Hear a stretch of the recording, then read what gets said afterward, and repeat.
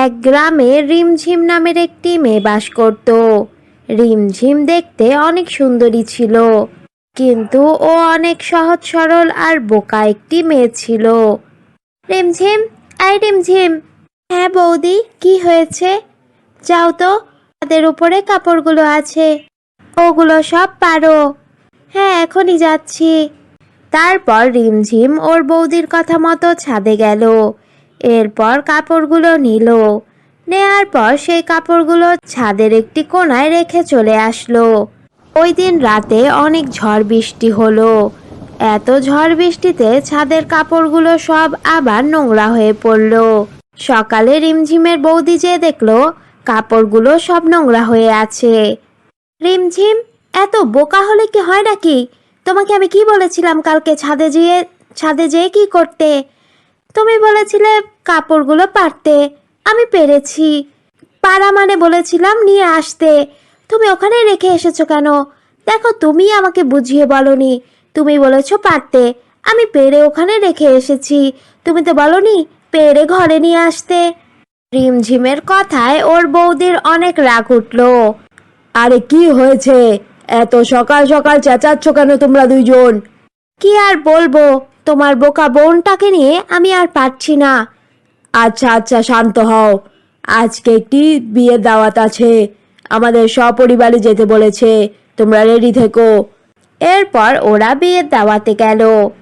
সেই বিয়ের দাওয়াতে রিমঝিমকে দেখে একটি ছেলের অনেক পছন্দ হলো। মা, আমার এই মেয়েটাকে খুব পছন্দ হয়েছে। আরে শাশ্বত, তোর পছন্দ খুব ভালো, আমি এখনই কথা আগাচ্ছি। এরপর রিমঝিমের ভাই আর বৌদির সাথে শাশ্বতর মার কথা হলো। কিছুদিন পর শাশ্বতর সাথে রিমঝিমের বিয়ে হয়ে গেল। বৌমা, বৌমা, শোনো। কি হয়েছে মা?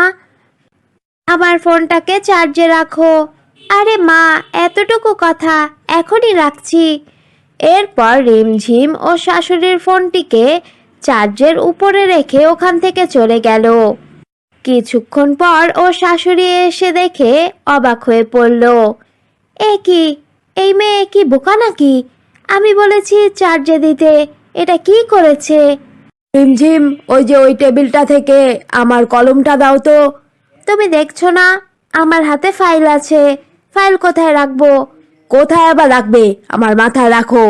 তা তারপরেও কলমটা দাও।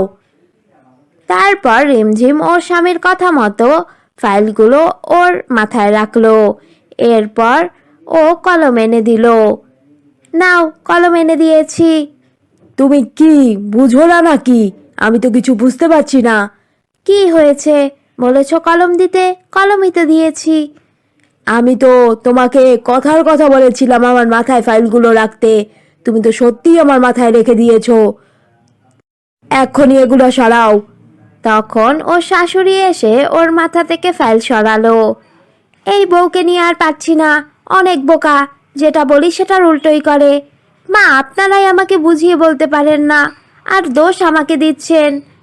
এটা বলে ওখান থেকে রিমঝিম চলে গেল। একদিন রিমঝিমের বাড়িতে পাশের বাসার একটি কাকিমা আসলো। রিমঝিম, আমাকে একটু চিনি দে, চিনি শেষ হয়ে গেছে, বাড়িতে মেহমান এসেছে। কাকি, আপনাকে চিনি কিসে করে দিব?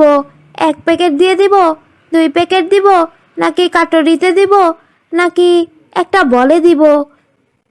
এই মেয়ে আমার এত মাথা খাচ্ছে কেন? এগুলো কি প্রশ্ন করছে ও? আরে আরে রিমঝিম, এখানে এসো। তোমার কাকি বলছে একটা কাটরিতে করে চিনি দিতে, যাও কাকিকে চিনি দাও। তারপর ওনাকে কাটরিতে করে চিনি দিল। দেখ, আজকে তো পাশের বাসার বৌদির কাছেও অপমান হতে গিয়েছিলাম। তোর বউ তো অনেক বোকা। মা, এরকম হলে সংসার কিভাবে করবো আমি বুঝতে পারছি না। ওকে আমাদের বুঝিয়ে বলতে হবে সবকিছু, এছাড়া আর উপায় নেই। ওরা এরপর থেকে সবকিছুই রিমঝিমকে বুঝিয়ে বলতো। একদিন রিমঝিম রান্না করতে যেয়ে দেখলো গ্যাস শেষ হয়ে গেছে। এরপর ওর মাথায় একটি বুদ্ধি এলো। কিছুক্ষণ পর রিমঝিমের শাশুড়ি আর স্বামী এসে দেখলো ও আয়রনের উপরে রুটি বানাচ্ছে আর সবজি কাটছে। এ কি, তুমি এটা কি করছো? আরে তুমি এগুলো কি করছো? যেটা দিয়ে কাপড় আয়রন করি সেটার উপরে কেউ রান্না করে নাকি? এই রুটি আমরা কোনোদিনও খাবো না। আরে গ্যাস শেষ হয়ে গেছে, তাই এটার উপরে রান্না করছি। কি হয়েছে একদিন একটু আয়রনের উপরে রুটি খেলে? দেখ শাশ্বত, এই বউ আর ঠিক হবে না, এ বোকা বোকাই থাকবে। হ্যাঁ মা, আমার কপাল খারাপ।